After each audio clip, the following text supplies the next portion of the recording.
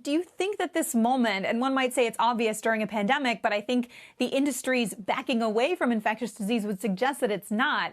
Do you think it signals that the pharmaceutical industry is really planting a bigger flag in infectious diseases because of this pandemic and the obvious threat it exposes of other viruses?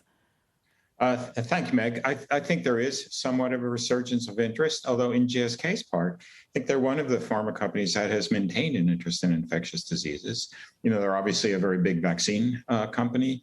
They have other molecules coming forward, other programs in infectious disease. So they've had a continued interest. We have been working with them over the past 10 months or so, 11 months on COVID.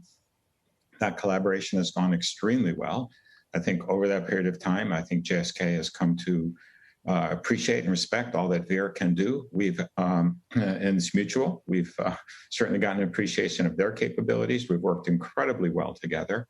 A lot of the work we're doing on COVID has implications for other respiratory viruses. So it made complete sense to expand this collaboration to include flu and other respiratory viruses as well as COVID.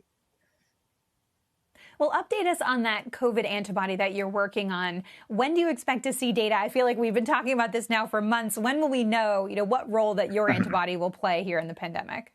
Well, pretty soon now. What we've said is we'll have data in Q1 of this year. We're about halfway through the quarter. We're sticking to that number or that date. And so pretty soon now we'll have data from multiple trials, actually.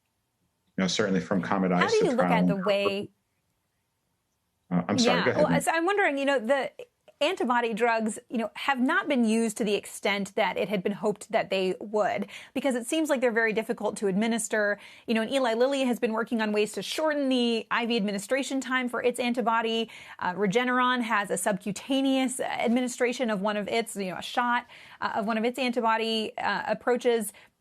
Do you think that antibody drugs can really play a big role here in the pandemic? And do you think there's support of the U.S. government in trying to facilitate that?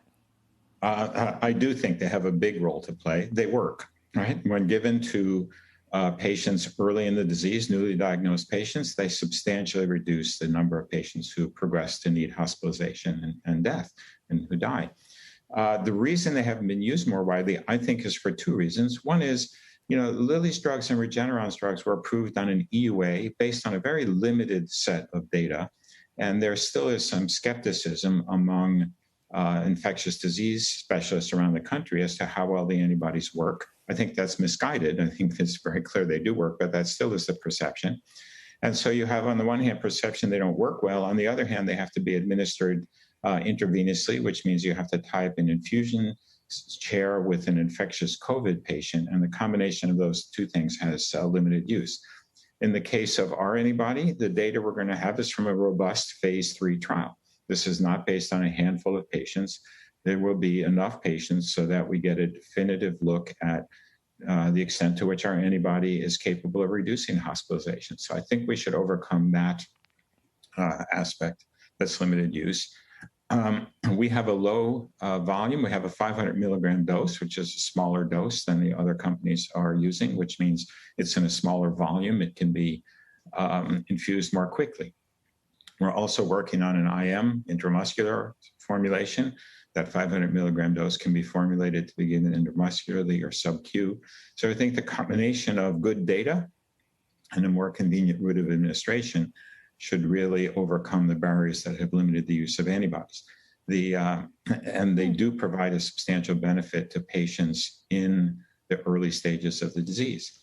We also have our antibody, as you know, in Active 3, which is the NIH-sponsored trial to look at potential benefit to hospitalized patients.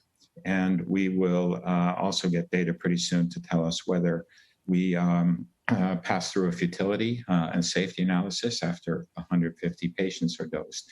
So if we can provide some benefit there, that is a whole new use of antibodies.